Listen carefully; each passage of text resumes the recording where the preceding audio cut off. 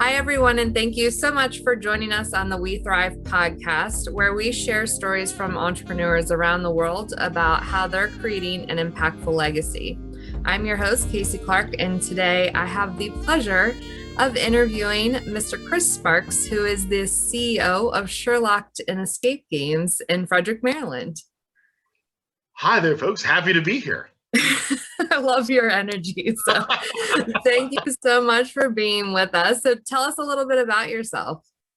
So as we've already covered, my name is Chris Sparks. I own Surelocked In Escape Games in downtown Frederick. And for those of you that don't know what that means, I build, design, and operate an escape room company. It's like playing a 3D game of Clue. You come into a movie theater type setting, like you're stepping into the world of a book or a show or a movie, and you have 60 minutes to solve the interlocking riddles and puzzles in order to complete your mission objective.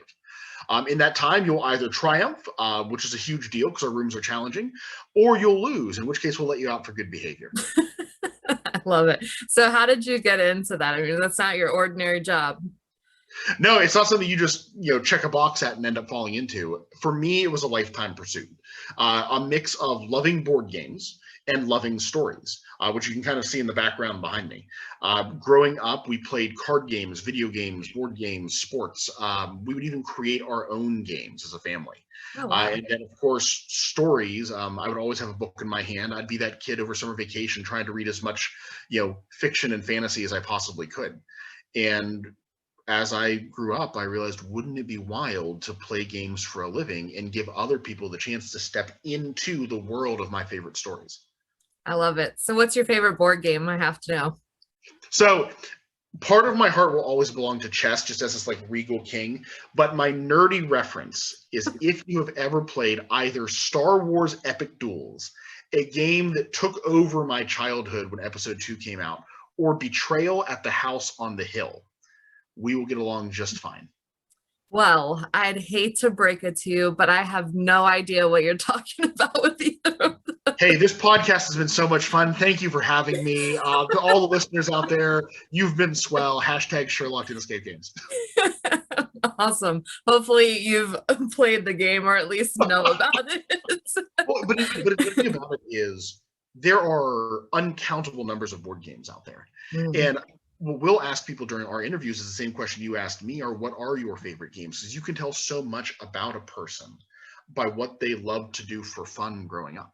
Yeah. So am I allowed to ask you questions? How does this thing work? You absolutely can. Ask away. Hey, so there's the obvious question, which is you asked me, for you, what are your favorite games? Not just board games, but just your favorite games. What do you enjoy? So I love the card game Knock, and that's because it is more of a family tradition. Thanksgiving, Christmas, my dad's side of the family would all get together. My grandfather would bring out his bag of quarters and we'd all play. But board games, I love a good classic competitive game of Monopoly. Ooh, nice. Okay. Go for hours. But I love it. The classics. Oh yeah, there's no Sparks family gathering without a massive card game. So this all tracks to me. I think we can make this work. Okay, all right. I'm glad I'm safe. You will get let out of the rooms. Congratulations, you have a pass. Thanks. I realize I shouldn't actually kid about that. The rooms don't even have locks on the doors. You are never impeded from leaving the place. But I realize, like, for listeners that have no idea if I'm joking or not, I promise you, we aren't running a prison. You can leave. Everything's fine. That is too funny. So you mentioned when you interview people that you ask them some questions. So I've never heard of being interviewed for doing an escape room. So can you elaborate a little bit more on that? Absolutely. One of the things that makes us unique at Surelocked In is that we bring the stories to life, and that means having in-costume, in-character game masters. A game master is the person who runs your room. They aren't in the room with you. They're watching your progress via video cameras, but when you need them, what we do is we send these characters into the story. And rather than just having someone open the door and saying, hey, the key's over there, or like a walkie-talkie buzzing on being like, hey, the lock code is 123. We want a character from that world to come in as if you are part of their reality. So we have auditions and we hire. Very, very fascinating. Oh, yes. I love it. We also make people during the interviews teach us a card game. And what I have learned along the way is that so few people know the rules to Go Fish. I'm not even going to ask. It's a simple test. It's, hey, you're going to be hired as an entertainer. Teaching people a new game that maybe they've heard about or have a concept of from TV shows or podcasts or what have you. But we want you to be able to teach and enforce the rules to a game that you're teaching to someone. So we'll catch someone cold and say, hey, look, please teach me to play Go Fish. And then we go from there. And it's like, hey, how do you enforce the rules? How engaging are you as you educate me? And as I inevitably start to push the rules that you've taught me, how do you bring us back in line to keep the game going? It's all a vital part of the process. Wow, that's pretty awesome. Right. I love that. So in my last podcast, I interviewed a strengths coach, and I'm fascinated by strengths. Do you know your strengths by any chance as in relation to the Gallup Strength Finders?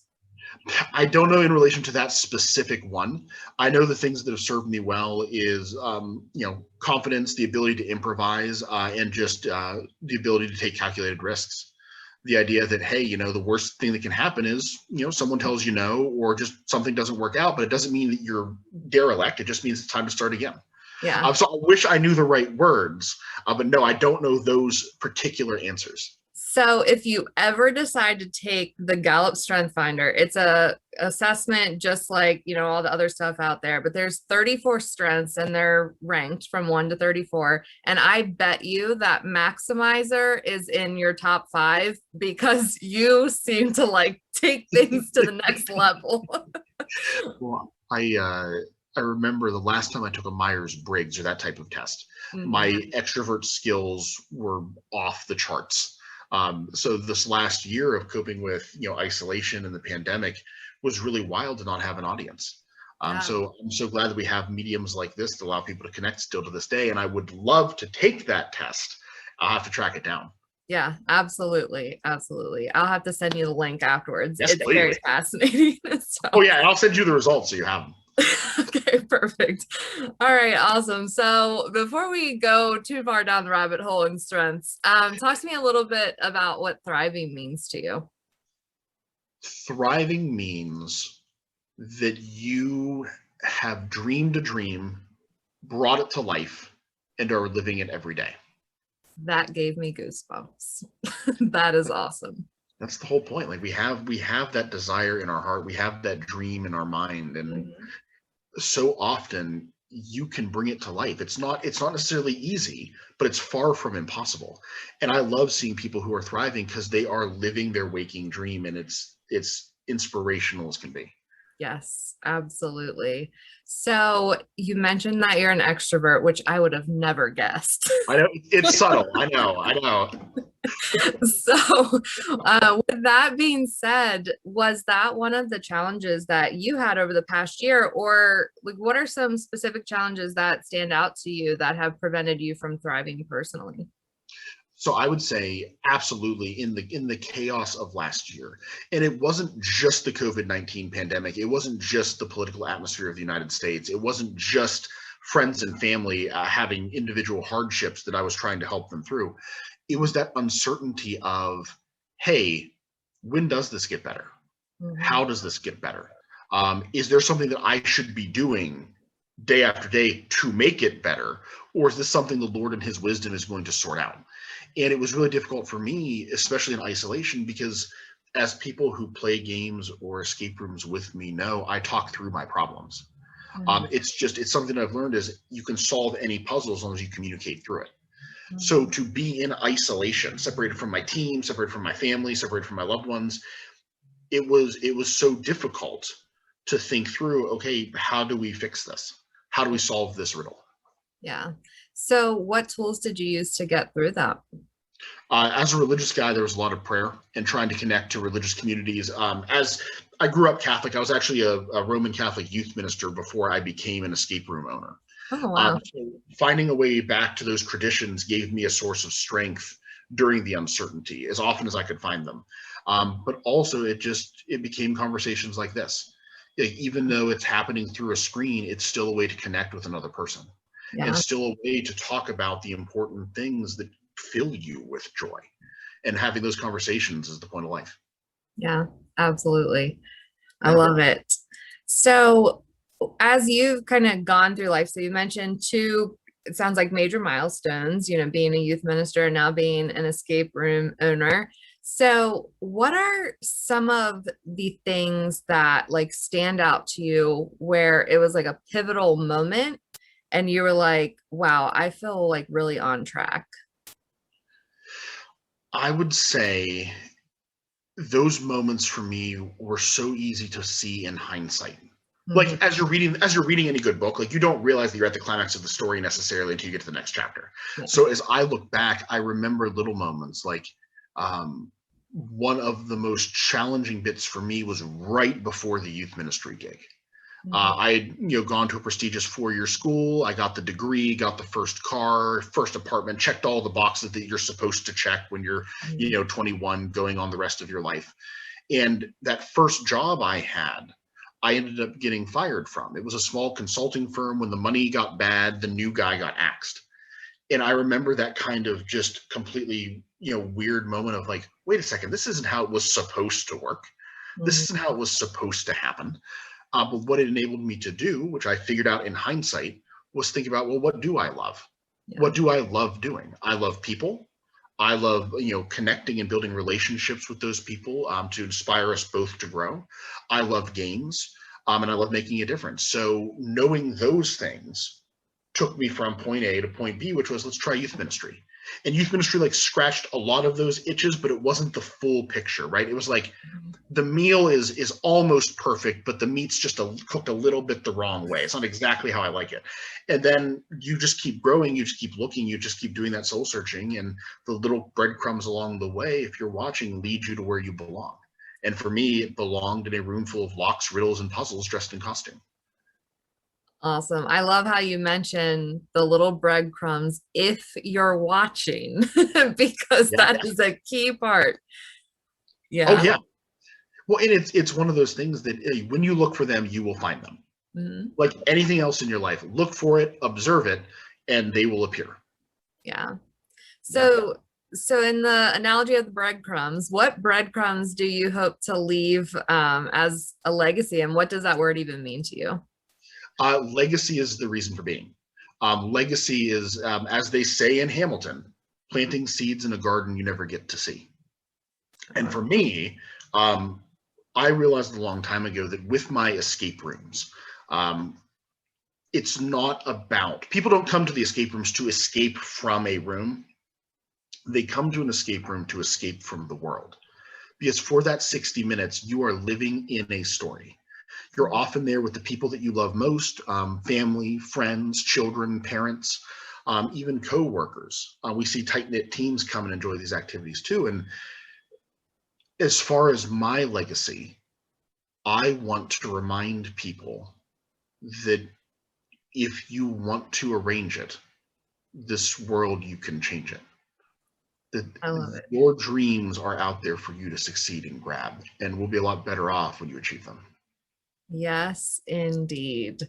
I'm really excited and a little nervous to Oh, to get more nuggets from you. So I've gotten goosebumps probably about 4 times in our short conversation. So what nuggets do you have for just anyone, whether they're going in business or not? one of the most important is that you're never alone. Mhm. Especially when it seems like you are, you definitely are not. And I don't just mean that in a religious way. As a religious guy, I have my beliefs in God and higher powers, and that could be a subject of a completely separate conversation. But in a very practical way, we go through our lives and we build connections and relationships. The relationships are some of the most important things we build in our lifetimes. And when the time comes when you decide to pursue your own dream and craft the legacy you want to leave, if you look for it, you will find that those relationships along the way are perfectly in place to help you get there. There is That's, no puzzle that can't be solved. You just might not have all the clues yourself. I love it. I love how you take what you do and tie it into essentially every part of life.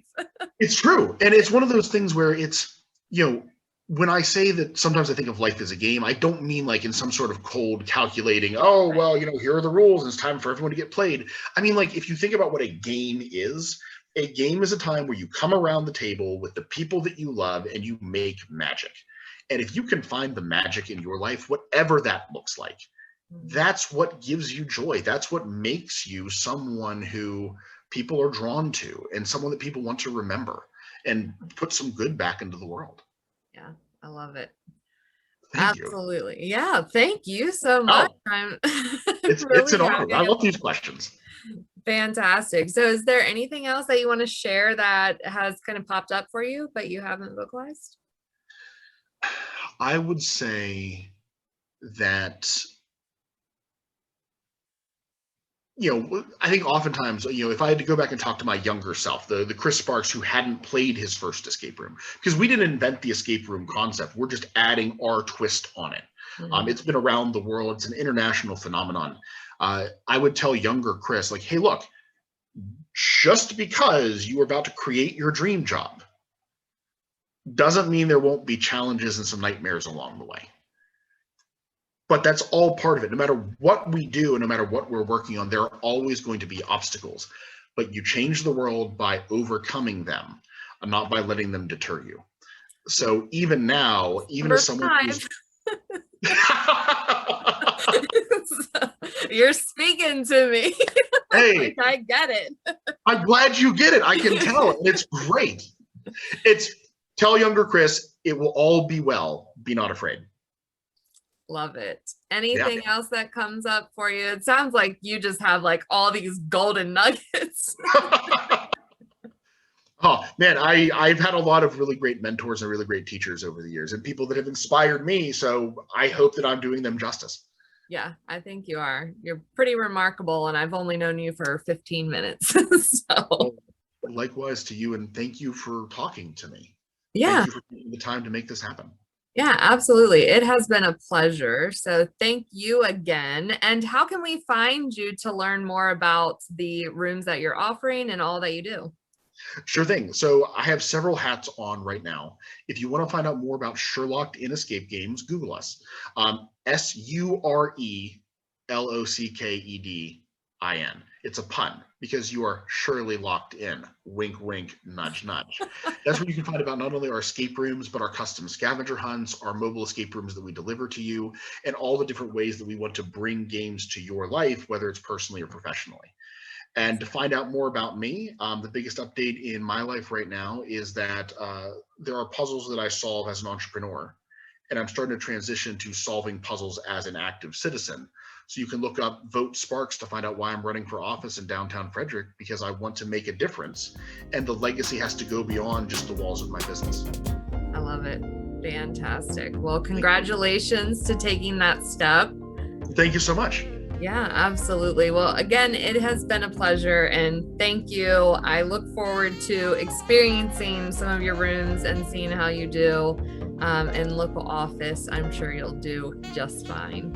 Thank you very much. We've got a lot to do in a short time to do it, so let's get the ball rolling. You will, I'm sure. So awesome. Well, thank you. And I'd also like to thank our music sponsor, Stephen Lamar Moore, who produced the music for our podcast.